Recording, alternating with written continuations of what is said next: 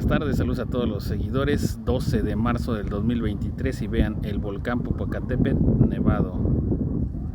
Se ve hermoso esta tarde. Recuerden que hoy, el 12 de marzo, se festeja su cumpleaños de Don Goyo, así que está de gala, por eso se puso su traje blanco. Se ve espectacular.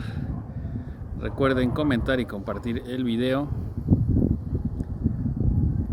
Y pues así en su cumpleaños Don Goyo hoy. Saludos.